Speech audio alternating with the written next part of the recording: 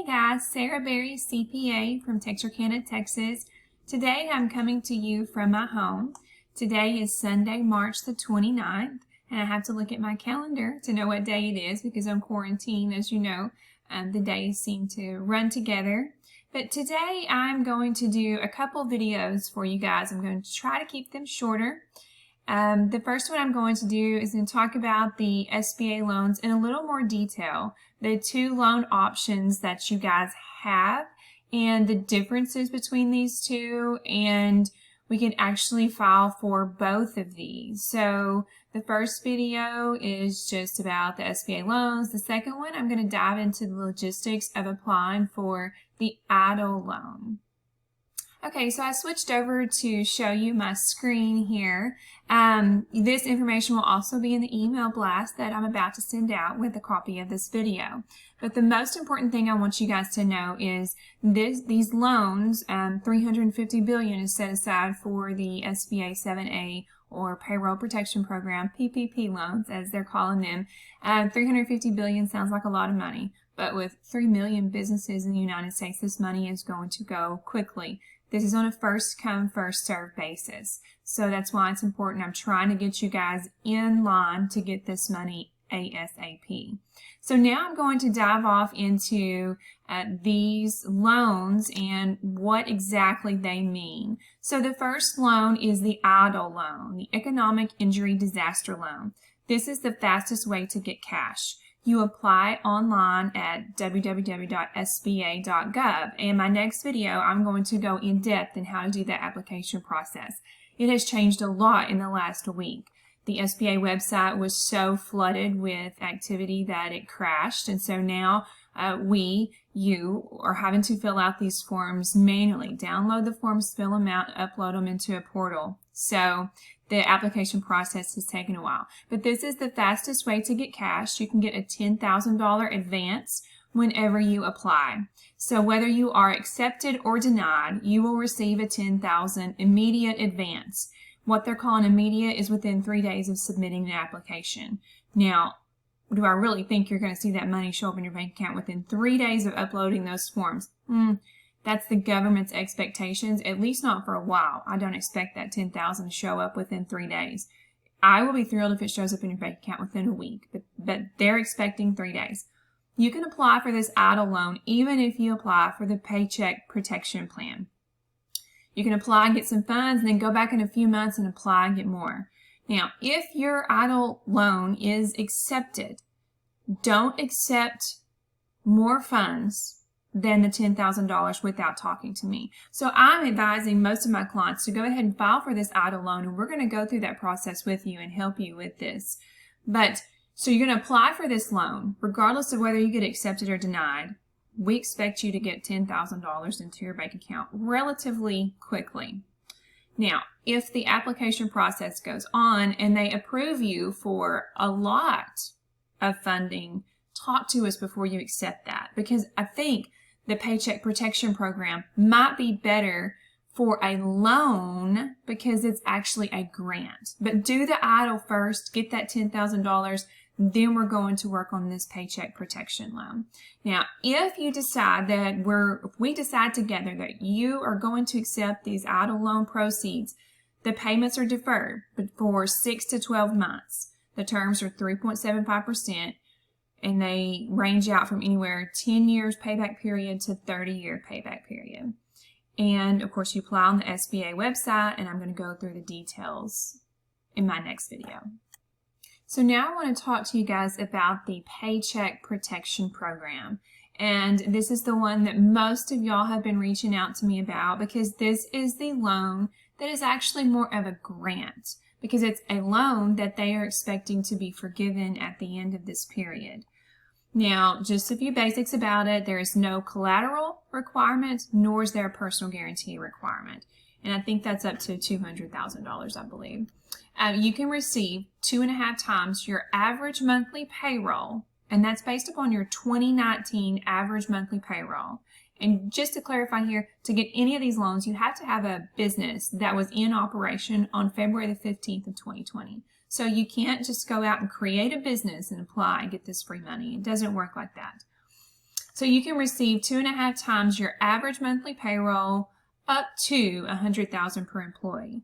And to our knowledge, it does not exclude officers' compensation. So you can receive money from the federal government if you're an owner of a business, and then you pay that money out to you. So the federal government is subsidizing, basically paying your payroll. If you get the $10,000 from the EIDL loan that we just talked about, those funds count as part of the forgiveness calculation. So we'll get to the forgiveness calculation in a little bit, but the amount that's forgiven, then if you receive the $10,000 advance from the EIDL loan, then you won't get the $10,000 on the PPP loan forgiven. So you may actually owe a little bit of this back. Now, I'm getting this question from a lot of you guys because the first response when everybody's businesses were shut down, this crisis began, it looked like that layoffs were the best thing to do. And so a lot of you guys initially laid off your workers. And you want to apply for these loans. And these loans, the forgiveness calculations that we'll get into a little bit, is based upon employee retention. If you laid off your employees to begin with, can you still get this loan? Yes, you can. So the forgiveness calculation is based upon your payroll for the 8 weeks beginning on the loan origination date. So if you laid off your employees, then you need to hire them back when you get your PPP loan approved, and no later than June 30th of 2020. That's what the law says.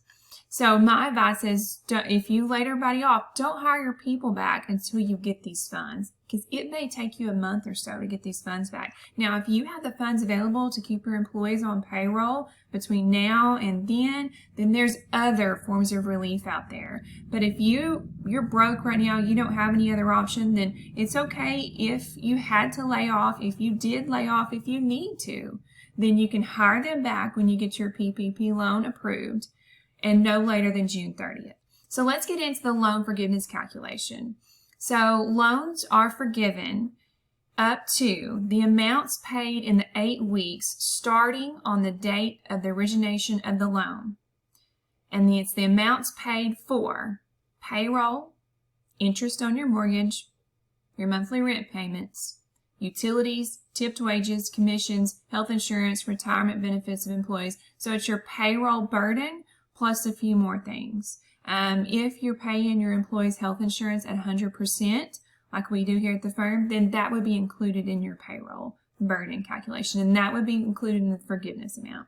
Now, the loan forgiveness is reduced if there is a reduction in the number of employees or a reduction greater than 25% in the dollar amount of the wages paid to the employees. So what they're trying to do here with this bill is they are trying to encourage people to hire back or never let go in the first place. And the federal government's going to subsidize the amount that you're paying to your employees' wages.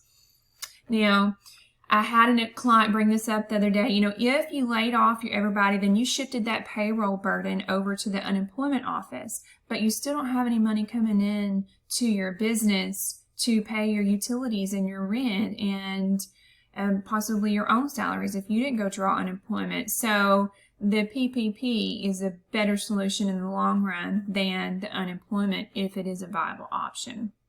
Now, the PPP loan is projected to take longer than the EIDL advance. So if you need funds immediately, apply for the EIDL.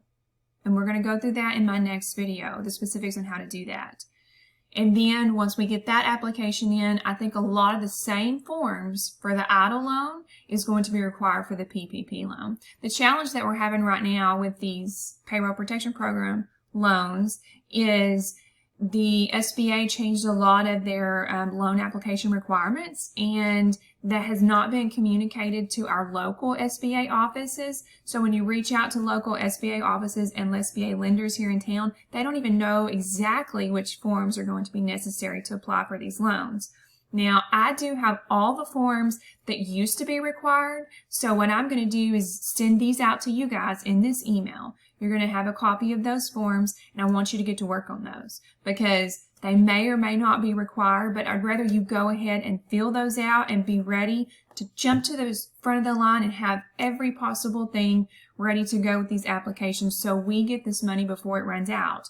Now, you may be filling out forms that are not necessarily mandatory, but I'd rather have you fill it out and have them ready than say, well, they're probably not necessary, and then they come back and the banker's like, yeah, it is, and then you don't have your package ready and possibly miss out on some of this money. So one thing I wanted to note here is the SBA webinar that I watched this week did point out that lenders are required to prioritize small business concerns in underserved and rural markets and in veterans, members of the military community, and socially and economically disadvantaged individuals, minority-owned businesses, businesses owned by women, and businesses in operation for less than 2 years. Now, you had to be in operation for a year for some of these loans, but they give a priority to the younger businesses, supposedly. So we need to put that on your applications for the PPP loans.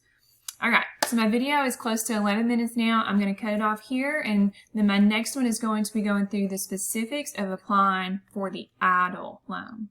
Thanks, guys.